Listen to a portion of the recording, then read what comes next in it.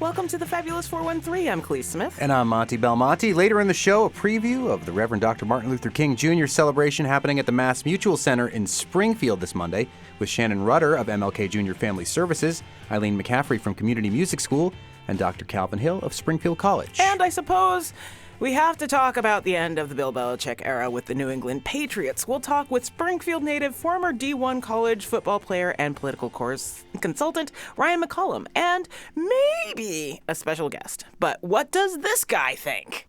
I've been kind of puzzled by some of the commentary I've seen online about people saying, it's good riddance and I'm glad he's going. I look at it differently. I mean, I think he was a great leader of the Patriots, and we all should say a big thank you for his leadership of the team.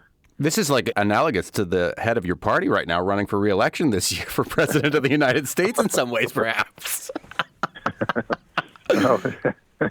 Well, anyway. You can always plead the fifth, Congressman. You don't have to answer all of my questions. Time for our weekly check-in with U.S. Congressman from the 2nd Congressional District of Massachusetts, Worcester's own Congressman Jim McGovern. McGoverning with McGovern. Down to more of the brass tacks about what you're actually paid to do, which is be our representative in Congress.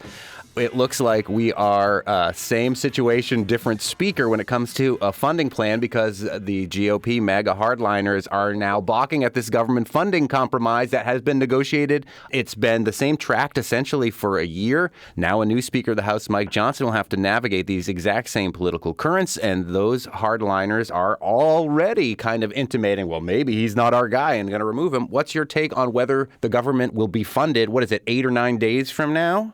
Yeah, that's the first deadline. There are two deadlines. I have no idea, to be honest with you. I was relieved that there was an agreement with regard to the top line numbers, which gave me hope that we would avoid a government shutdown. And now we're back, and a group that certainly doesn't represent the majority of the House is basically threatening the Speaker and making all these crazy demands. I mean, these people do not represent even the mainstream of most thinking by Republicans. But they seem to be unshy about trying to make all these demands, and they basically shut the House down yesterday. They brought down a rule which would allow 3 bills to come up for consideration. It had nothing to do with the government shutdown, but they wanted to just make it clear to the Speaker that they're willing to do anything, including shut the House down, if they don't get their way. Let me backtrack a little bit here, too, because so you are the ranking member of the Rules Committee. You were the chair of the Rules Committee, but now Republicans are in control of the Rules Committee. So ostensibly, Republicans created this rule, and then Republicans shut this rule down. Correct. Okay. Correct. So, So, I mean, but they're like spoiled children, and they're going to do whatever they have to do to try to get their way. At the end of the day, the Speaker can bring a bill to the floor under what we call a suspension calendar, which you need 2/3 of the House to vote for in order for it to move forward. But I think if it's a reasonable compromise, like the one that was outlined, again, not everything in it I like. Some stuff I do like. But if it doesn't have all these controversial riders on it, dealing with abortion and everything else that Republicans like to talk about, then we should be able to get an overwhelming majority of the House to pass it. So we'll see what happens. And, he may face a revolt, another move to expel him. I mean, I don't know who's going to be left that would be acceptable to Republicans to be Speaker. Speaking with U.S. Congressman Jim McGovern, and we are now officially in an election year. We're shortly going to see the different states in their primaries and their caucuses making decisions on the Republican side.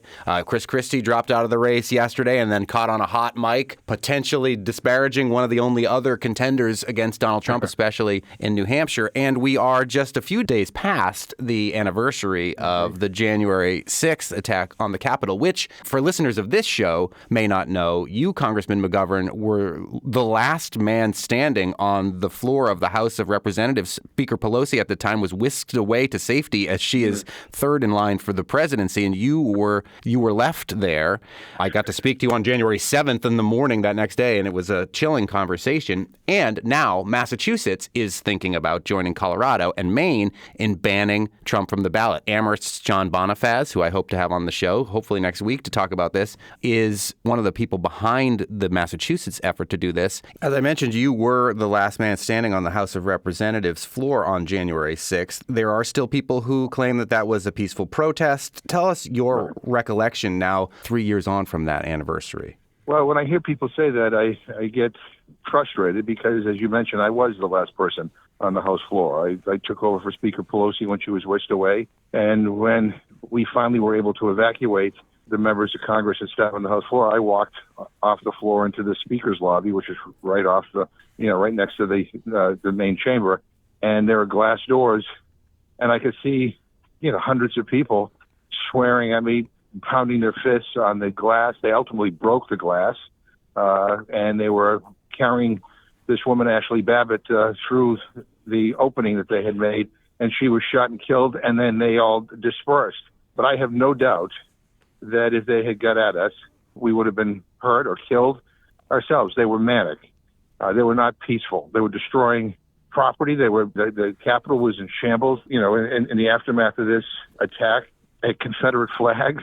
They were shouting racist comments at some of the Capitol Hill police. I mean, it was awful. And the idea that somehow this constituted a peaceful protest, or these people were true patriots. Give me a break. Many of them were associated with white supremacist groups and other hate groups, but it was all agitated by the former president.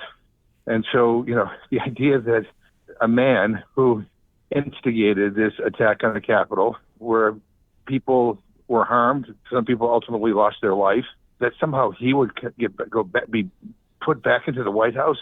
I mean, what are people thinking? He is not fit to, walk on the grounds of the Capitol or the White House again. So there's so much at stake. And I think we have to be very focused on the fact that what ultimately is on the ballot in November is whether or not our democracy survives. We can have our disagreements with Joe Biden on a lot of stuff, and I disagree with him on a number of issues.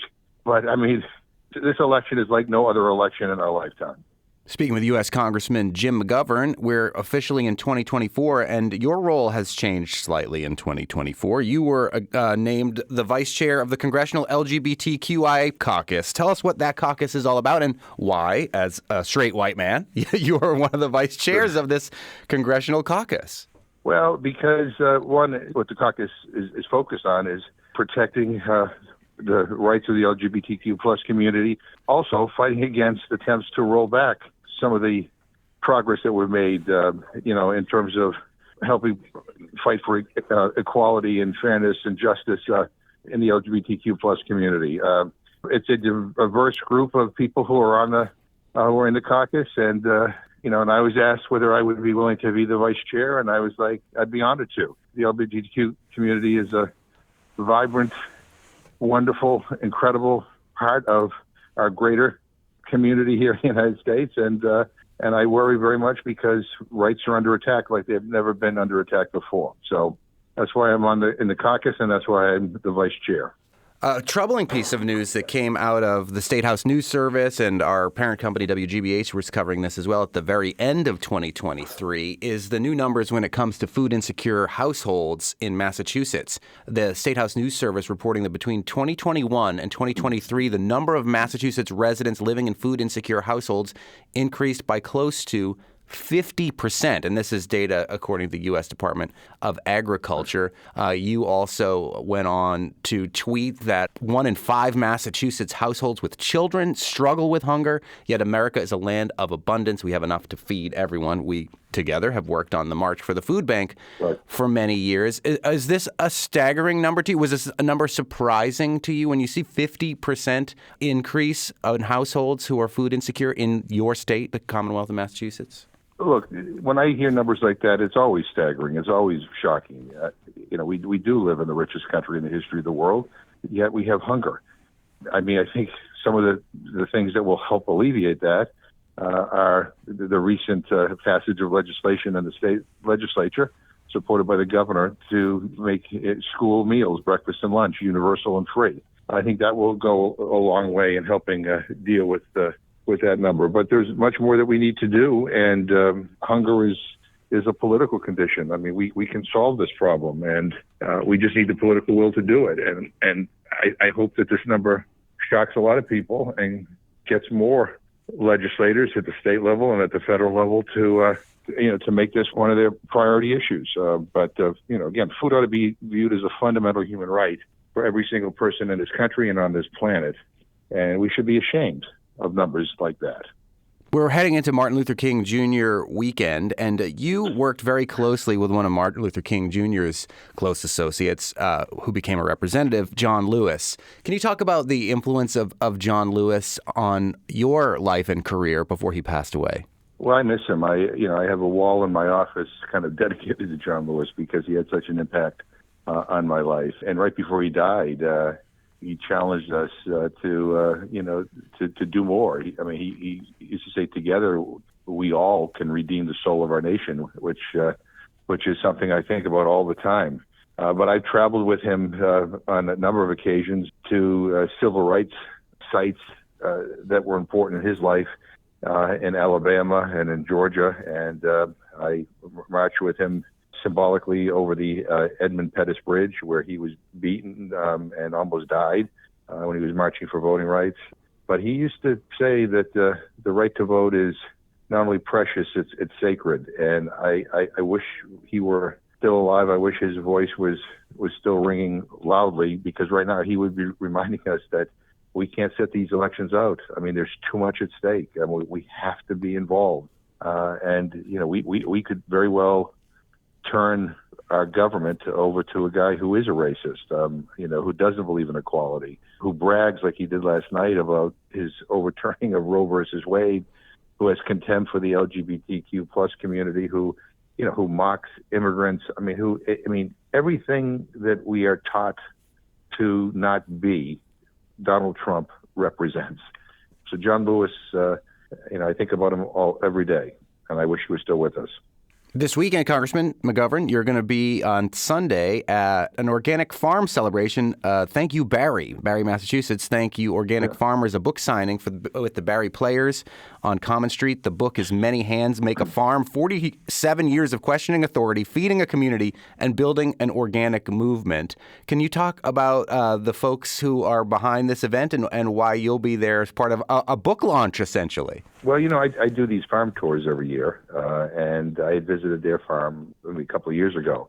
And I'm always amazed at the ingenuity and the forward-thinkingness of so many of our farmers and some of the stuff they're doing. And when people talk about organic farming, sometimes they say, well, you can't do it, and it doesn't work here, and you can't make a living on it, and all that kind of stuff. And, they have a perspective that you can. And we want to make sure we support our local farmers in every which way we can, because every time a farm shuts down in Massachusetts, that land could be potentially developed into something that can never be used for farming again. But I'm looking forward to it. These are good people, and it'll be a fun thing to do on Sunday. And the people are Jack Kittredge and Julie Rawson, and It is a farm in Barry, Massachusetts on Common Street. Many Hands Make a Farm is the name of the book. I couldn't find it again when I went back looking for it, but while I was on break, you released a list of all the books you read in 2023 and have committed yourself to reading not just the news, but reading other books. This is the first year that you tried that, and are you going to keep that up in 2024? Yeah, because and I think you're in the same boat as I'm in. I mean, we focus on news all the time, so we read newspapers, we read things online, and we never ever sit back and try to read anything that is either fiction or nonfiction that may require a commitment. But at the same time, I feel better after I read a book. Me too. And I'm but whether I can keep my commitment or not, I don't know. I read 3 books when I was on my break, and I was like, that felt really good to get 3 books already in 2023 under my belt. So that's good. Yeah, well, I was spending a lot of my time during the break trying to catch up on movies and TV series that other people had told me were good. And there's a lot of stuff out there to distract us from some of the realities that we're faced with every day. But here's the deal. I mean, this year is going to be a wild ride, and we've been through a lot of elections. And we always say it's the most important election of our lifetime, but this year I really, really, really mean it. I mean, we've never had a choice like this. We've never been in a situation like this before, and it's going to require people to actually be engaged and to participate and to not sit on the sidelines. I mean, we lose our democracy, that's it. And I was a history major in college. The world is littered with countries that were democracies and then lost their democracy. Some of them got them back, some of them didn't. And people always say, well, it can't happen here. We're the United States of America. None of this stuff can ever happen here. It can happen here, and it is happening here. I don't know if that means I should read more dystopian fiction or less dystopian fiction. I don't know. It could go either way with that. Yeah. As long as you vote, I don't care what you read. So. U.S. Congressman from the 2nd Congressional District of Massachusetts, Worcester's own Congressman Jim McGovern joins us every Thursday. If you've got a question for the Congressman, you can send it our way, thefab413@nepm.org. We'll sign you up for the NEPM Book Club, too, Congressman, to keep your book reading going. I think it'd be good. Good. All right. Be safe. Later in the show, the end of an era, the end of a dynasty. We'll say farewell to Patriots coach Bill Belichick with Springfield's Ryan McCollum. What do you think? Bad decision or about time for Bill to go? Email the fab413@nepm.org. Let us know. Up next, getting ready for this Monday's celebration of Dr. King in Springfield with Shannon Rudder of MLK Junior Family Services, Eileen McCaffrey from Community Music School, and Dr. Calvin Hill of Springfield College. You're listening to the Fabulous 413 on 88.5 NEPM.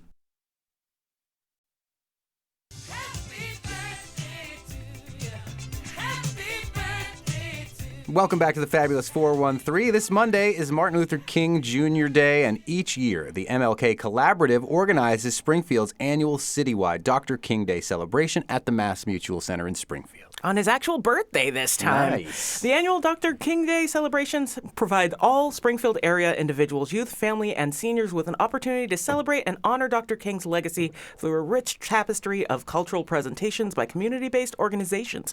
The program includes song, dance, musical performances, and inspirational words by talented youth and adult leaders from the Springfield community. The event reflects the many ways that Dr. King's life and teachings continue to inspire our community. Joining us from the Martin Luther King Collaborative is Shannon Rudder, President and CEO of Martin Luther King Jr. Family Services, Mason Square in Springfield, where we start the March for the Food Bank every year. Eileen McCaffrey, Executive Director of the Community Music School of Springfield, and Dr. Calvin Hill, Vice President for Inclusion and Community Engagement at Springfield College. We're not going to make you do the radio voice that you were trying You're to welcome practice. to do so. You are in welcome your to do leisure. it at your leisure or at any time during this conversation. Thank you all for joining us as three members of this collaborative. So when did this MLK collaborative begin in Springfield? Who wants to field that one? Everybody's pointing at Eileen from Community Music School. Okay, I guess so. Well, actually, it was 11 years ago. Ron Johnson, who at the time was the head of the MLK Family Services, came to the Community Music School because he was a board member. And he said there was a gorgeous tradition at the Eastfield Mall that folks like Ben Smith from Dream Studio had been a part of, and of course, the great Dora Robinson. And he said, we need to reimagine it, but we need to reconnect. And that is to have a day on where our young people could be shining their gifts out and we could be receiving it and amplifying their voices. And so that started 11 years ago, and over the years we've continued to just add so many beautiful community partners like our Springfield College partner in Calvin, and it just continues to be like just rooted in this community where we get to be a part of something that is a really beautiful celebration of all that is beloved in this community. Very cool. Absolutely. Tell us a little bit about what we could expect this Monday. It starts at 9 o'clock, right, where the doors of the Mass Mutual Center open to everybody. It's free. There's art on display, and then the program will begin at 11. But let's start with you, Shannon. What are some of the things that we will see at this MLK Day celebration on Monday? And what's the theme this year? Yeah, thank you for asking. This year's theme is Living the Legacy, Continuing the Dream. It's going to be exceptional. New this year is what we're calling a pre-show art festival where folks can engage. We're going to have, a gallery walk and an interactive art opportunity and opportunities to really be on, as Eileen said, with one another in community. We have local vendors that will be with us this year. We have local human service organizations and also artists that are going to be with us. And we've invited our dignitaries to actually get in the community with us. And so it's just going to be a wonderful day of celebration, of really self-investigating how to live in the legacy and how to continue Dr. King's dream. How does participating in this event bring Springfield College and other organizations that are partnering with the MLK Day collaborative? Am I right about this? Okay, great. To the community as a whole? Well, I would say from a Springfield College perspective, I joined Springfield College in 2015 and immediately connected with Ron Johnson and Eileen. And when this idea came forward of supporting and sponsoring, it made perfectly good sense. As many of us know, Dr. King was our 1964 commencement speaker on campus. So this year we're actually celebrating, that experience for the college. But for me, thinking about that legacy, and thinking about our mission of leadership and service to others, it makes perfectly good sense. When we think about our mission, and we think about the theme of this year, I'm reminded of the thought process of I am my ancestors' wildest dreams.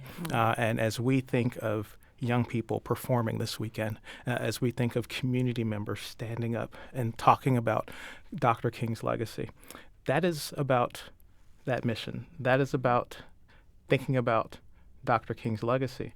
And we are all part of that. So from my perspective, it makes perfectly good sense for Springfield College, and we would even like to see more people come to the table next year.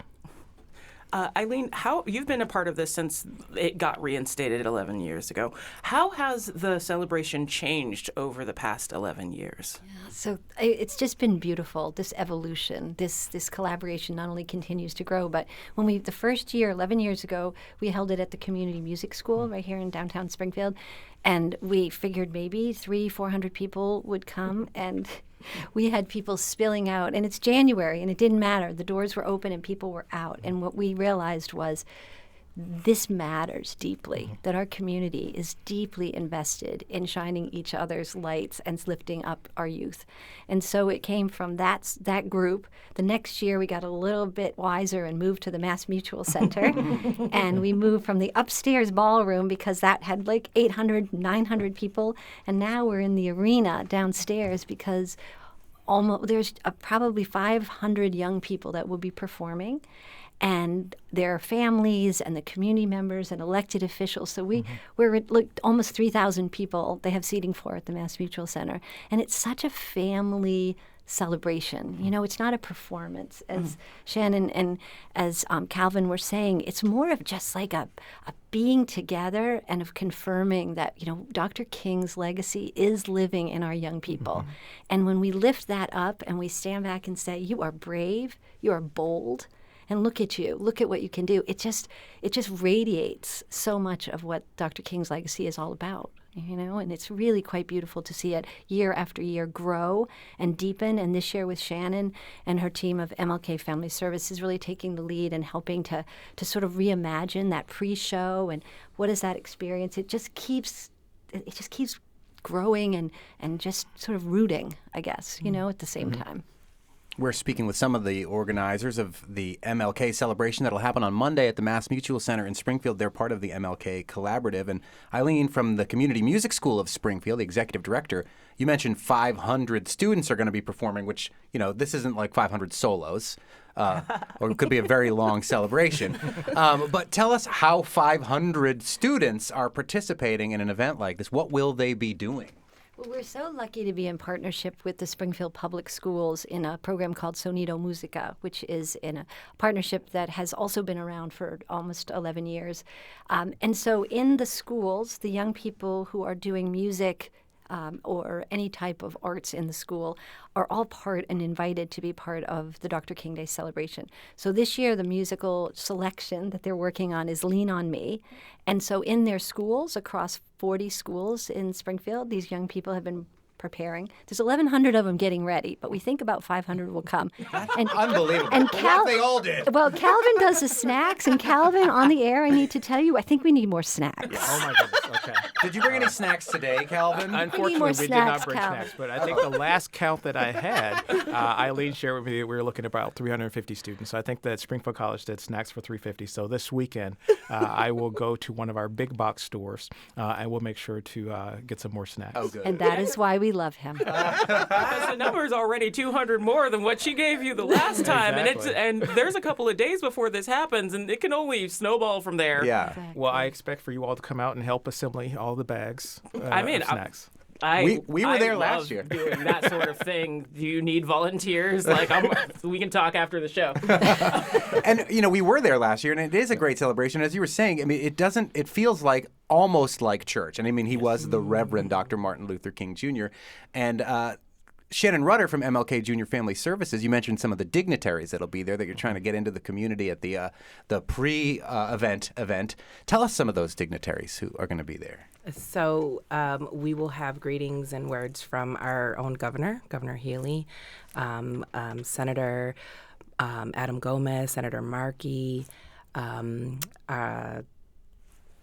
State Rep Budell Williams. We will also hear from State Rep Carlos Gonzalez and others who are invited. And so this is a nod for you all to confirm your attendance. Not only the students from Community Music School or through them, if we want to know the snacks, and also if you're a dignitary who's planning on coming, let Shannon Rudder know. So. Yeah, and I love what you said, though, Monty, about the feeling of church, because for me, that is the fellowship. Yeah. And the reconnecting and engaging as community.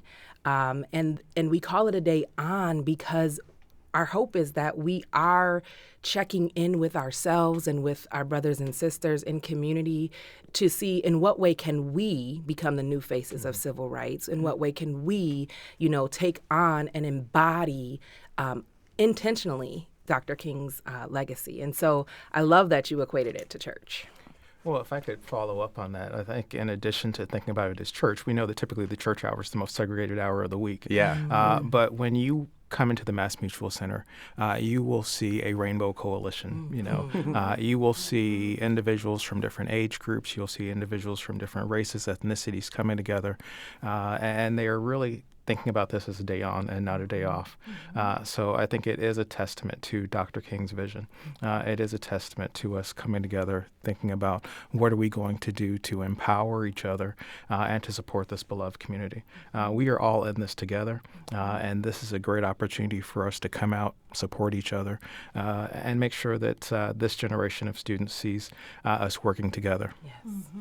And Calvin, if I can just add one of the images that I'll never forget, we also were blessed to have the community chorale led by Vanessa Ford, the great Vanessa Ford, and the folks who come out for that. In fact, tonight we'll have a rehearsal. And then they'll come on Sunday and rehearse again. This is a group of community folks that just step up and say, we want to be part of this. And I remember one year it was crazy weather. It was freezing cold. And people had to climb over snowbanks. Do you remember that? And this group of humans showed up. And the kids, who of course were all in, were watching these adults go through snow and freezing temperatures and stand there and be the support, right? They're singing in support of this whole event. And it really solidified this multi-generational aspect, that it is about the we.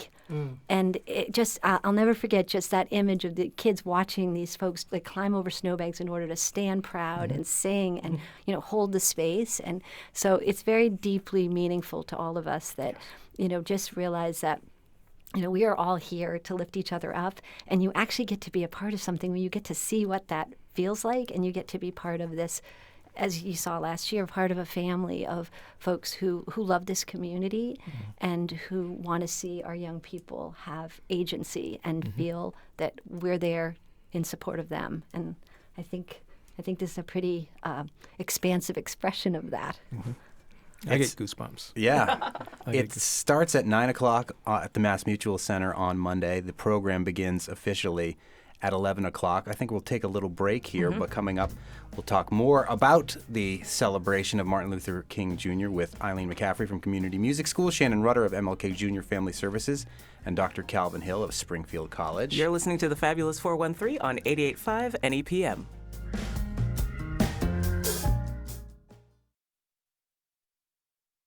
If I can help somebody as they pass along. Mavis. Welcome back to the Fabulous 413. I'm Monty Belmonte. And I'm Khalees Smith. And we're joined in the studio by Shannon Rudder, the Executive Director of MLK Junior Family Services, Eileen McCaffrey from the Community Music School, the Executive Director there of Springfield, and Dr. Calvin Harris of Springfield College, who are all part of the MLK What was that? Did I say? Well, I keep saying Harris in my brain. Did I do this once before, Cal? That was your first time. But you know me, what? that was your first time. Does this happen to you a lot? No, well, typically I get the Calvin Hill that played for Yale and the Dallas Cowboys. Oh my goodness! So people always get the connection. Not Calvin Harris, the musician? He's the Yeah, musician. That's the one that that's good company to be in. That is good company. Calvin Any Hill. Calvin is great. We had a president, Calvin and Hobbes. Calvin Coolidge. Yeah, right. Calvin Klein. Ain't no and friend of we're- mine. And we're here to talk about MLK's celebration on Monday at the Mass Mutual Center in Springfield. Shannon Rudder from MLK Junior Family Services, you're, as the executive director there, and your organization's mission is to carry out Dr. King's mission day in and day out. And we've mentioned Ron Johnson, who is the former leader there, who helped reconvene this. I got to know him over the years as well. He was an incredible human being, passed away due to COVID, kind of mid-pandemic, which was a huge tragedy for the whole community. But for those who aren't familiar with what MLK Services does, tell us about how you carry on that mission day in and day out. Oh, wow. So I would say that MLK Junior Family Services really steeps ourselves in the community to lend an ear to the community to hear what the needs are and then serve them. And so we do that by way of, we've got one of the fourth largest food pantries in the region. And so making sure that our neighbors, have the food and the nourishment that they need. Folks that are coming through the doors are often new to our community. And so we become a place of community, a central hub for them, friendly face. And so it becomes more than just food, right? And we also have a partnership with Mass Humanities for the Clemente program, which is an amazing opportunity, also a free opportunity to continue get their education and to steep themselves as social change agents. And then we also have a partnership with the Department of Children and Family Services to stabilize and ensure that families remain together with resources that they really, really need at the times that they need them. And then we have a very robust and ever-growing youth program. We start with 2 sites. We are in partnership with Martin Luther King Charter School of Excellence, and so we have a site for after-school program there. We also have a site at our center right there on Ron Johnson Way, Nice. 3 Rutland. And we also then move our after-school kiddos into what we're calling a safety net, so that they're coming right from after school and they're, as they matriculate through their academic journey, they are held by programs at the center. And so what that looks like is, enrichment programs. We just got an artist in residency program, so bringing in dance and different forms of art as an expression and as a way of healing, right? And then we also have partnership with the Public Health Institute to bring mental health awareness to our youth, and our open at night spot for kids 11 to 22. And so our center is booming from 2:30 to like 9 o'clock Monday through Friday. And so we're just grateful to be in partnership with the community, providing the services that are necessary, and always looking for ways to hear from folks that want to host something in our center that will also benefit other community groups. As I have a dear friend, Frank Robinson, that likes to say, the unyoung of our community. And so, Sounds like defrocking. I have been unyounged. Yeah. Frank Robinson, another legendary name in the area. Amen. Just announcing his Amen. retirement the other day. Yes. And so we're speaking with Shannon Rudder of MLK Junior Family Services, continuing that incredible legacy of not only Dr. Martin Luther King Jr., but Ron Johnson, as well as Eileen McCaffrey from Community Music School and Dr. Calvin Hill of Springfield College. We're going to get it right. Do the students from Springfield College get involved with this too? Does the experience of seeing that much community that really exists right around them change their experience on campus and off campus? Oh, absolutely. Absolutely. So we're going to have a number of our AmeriCorps volunteers that are affiliated with the college on site. And they've been doing it the last several years, coming out and supporting, either ushering along with St. John's Congregational Church, assisting with the meal preparation and distribution of the snack This bags. is really weighing heavy on Dr. Hill's mind. I'm thinking about those He's snacks. Getting Look, the kids BJ's cart gotta- ready on the break and all that to get the Thinking about the snacks. snacks. Getting hangry Thinking is about the real, and kids got to get fed. And Don't you we know it, don't Shannon want Rhodes? those young kids out there hungry before they get on stage and sing. Exactly. But yeah, we are excited, and I think for us, I love that Mason Square community and where Springfield College is affiliated and situated in the community. And I think the more our students have an opportunity to engage with our neighbors, the better they're going to be. I love our mission at Springfield College, which is leadership and service to others, and for them to get to know the others, specifically the others in their community, is absolutely critical. And then Shannon, you talked about so much amazing work that the Family Service Center does, and one of the things I really want us to think about too is our HBCU tour. Oh, I was about to bring that up. So I know we're going to talk about the HBCU Howard alum, tour. right? I'm a Howard alum, and any time we get an opportunity to get our young people to start thinking about college, while I would love for them to think about Springfield College, for me, I really am someone that looks at Dr. King as a Morehouse alum. He should have chosen Howard, but we'll let Dr. King make his decision. But anytime our students get an opportunity to look at some of the best college universities in this country and see people that look like them, have that sense of pride that we've been talking about, is absolutely critical. So I just want to put a plug out there and say thank you for everything that the center does to put that in the mind of our young people, because I truly understand and believe that if you see it, you can dream it and believe it. So stepping foot on the campus of some of our HBCUs, specifically Howard, is something Howard is not an underwriter. Public media. They're too Maybe far it should away. be. They have their own NPR station, affiliated station, like Howard, the last bastion of Northeast. Like, go Howard. Yeah. So I appreciate you, and I will say that that is why I love you as a board member of MLK Family Services. So let me just say just a little bit about the HBCU experience is really beyond even the tour. Right? Historically, black colleges and universities is what HBCU means, if you don't know that sorry. acronym. Yes, so sorry about that. So it really is a year-long program to do exactly what you shared, Dr. Hill. It starts with a fair where we take by bus a group of young scholars to Harlem, and they come back with acceptances and scholarships. And then from there we go into college prep workshops, which Dr. Hill and I were just talking about. How do we get those folks that are not going to go to an HBCU ready? And so we do that in partnership with local colleges so that they can get a sense of what's life like on local college campuses, right? And then there's the tour, which is you talk to an alum of the tour, and it's just life-changing experience. So thank you so much for making sure that we got that in. Well, I think we should talk to somebody who's going to go on the tour on this show and then talk to them after the tour. So maybe we should work that out for some upcoming Yes, episodes please. here. I would love Please, that. definitely. Thank you. I'm curious, Dr. Hill, you are from Springfield College, and you mentioned that Reverend Dr. Martin Luther King Jr. did give a commencement speech there long before you were there. But what is the mythos surrounding that event at the college? Can you tell us what you know about it? Yeah, absolutely. Well, I think there was a lot of question as to whether or not Dr. King was actually going to make that trip. As you all may know, he was actually in jail in St. Augustine, Florida, before he actually was able to come and speak. And there was a lot of pushback from the FBI, communicating with the president of the college at the time, encourage him not to allow Dr. King to speak.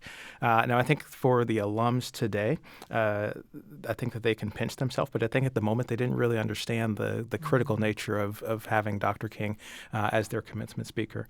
But I think as we go back and we look at some of the key moments and times in our college's history, that one stands out. One of my colleagues, Professor Martin Dobrow, is someone that has helped us to relive that legacy. He's currently writing a book about that and other issues around the civil rights, and it's something that we're going to be highlighting.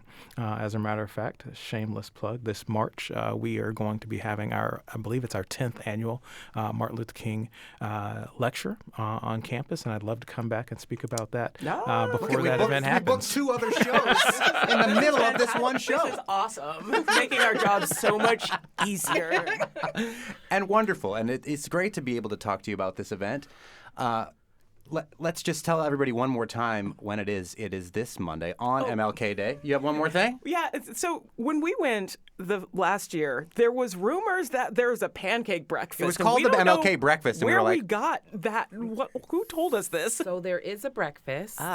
That is this Saturday, the 13th. I will get you information. Okay. On It's that. a different day. different day. Yes. That's why we missed breakfast that day. It's okay. We're like, where are the pancakes? And We Dr. don't Calvin Hill didn't get us understand. any snacks. So that's what the problem was last year. But it really truly was a wonderful, moving, beautiful event with the kids from the community music school playing the drums on these empty buckets and all these wonderful performances. And really just reinforcing community across the board in a way that is very intentional, and because of that intentionality is beautiful to see and be a part of. it's on MLK Day, Martin Luther King Jr.'s actual birthday, this Monday, January 15th. Living the legacy, continuing the dream. Mass Mutual Center, the doors open at 9 with a wellness and vendor and art expo, and then the 11 a.m. program. Shannon Rudder, the Executive Director of Martin Luther King Jr. Family Services, Eileen McCaffrey from Community Music School, the Executive Director there, and Dr. Calvin Hill of Springfield College. Thank you all so much for joining us. Thank you so We'll much. see you Monday. Yes. See you Monday. Up next, the most public breakup we've seen in ages. We'll talk about Daddy leaving home as Ryan McCollum joins us to dig into Belichick's departure from the Patriots. And maybe we'll get to speak to a real dad and Patriots fan. If you have thoughts on Belichick leaving, let us know. TheFab413 at nepm.org. You're listening to The Fabulous 413 on 88.5 NEPM.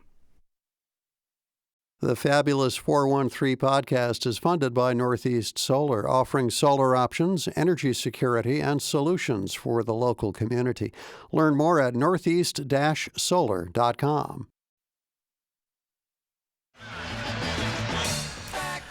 Welcome back to the Fabulous 413. I'm Khalees Smith. And I'm Monty Belmonte. This from the Associated Press and NEPM.org.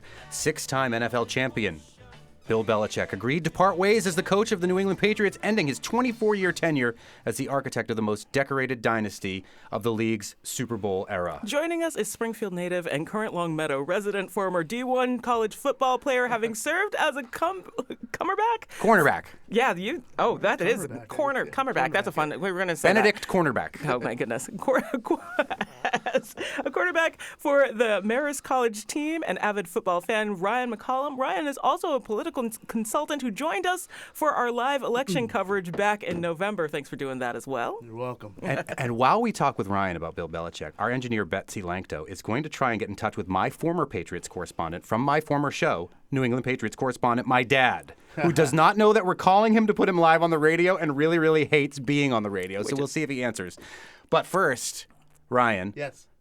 Was this unexpected? This was exactly as expected, and this is exactly what the Patriots should have done, or this is a disaster for the future of the Patriots? They should never have tainted the dynasty in this way, or somewhere in the middle there. Somewhere in the middle. Let me have my disclosure. I am not an expert in NFL football. I did play college football. I know my football. You are wearing a Chicago White Sox baseball hat right now. I just like the hat. My younger brother is actually he covers Notre Dame football and does that as for his life, and so he's more of the football expert in the family. But I think a lot of people saw the writing on the wall. 2 or 3 poor seasons in a row, and it's been heating up. And so over the last few weeks, I think folks said, he was going to go. Me personally, I think the game in Foxborough where he is now, I think the game's kind of passed him by a bit. He's a defensive-minded coach. Defense wins championships. Old credo doesn't hold true anymore. We've seen a lot of offensive teams win Super Bowls. And so a lot of people thought we lost the dynamic offensive prowess we used to have, and we had that with one guy who his initials are TB, who wore number 12. And tuberculosis?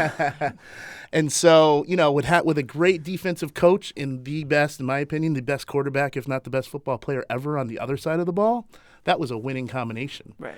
And we've seen when Brady left, he won a Super Bowl, and Belichick's been having trouble since Brady's left. So that's the big argument going on right now throughout the sports world is, well, this has proven that Belichick isn't as important as Brady, and Brady made Belichick, not the other way around. Is that true? Fun. It's fun to have. Do you think that's true? I think if you look at, I think Belichick is the greatest coach of all time. I think he was at the helm of the greatest dynasty of all time.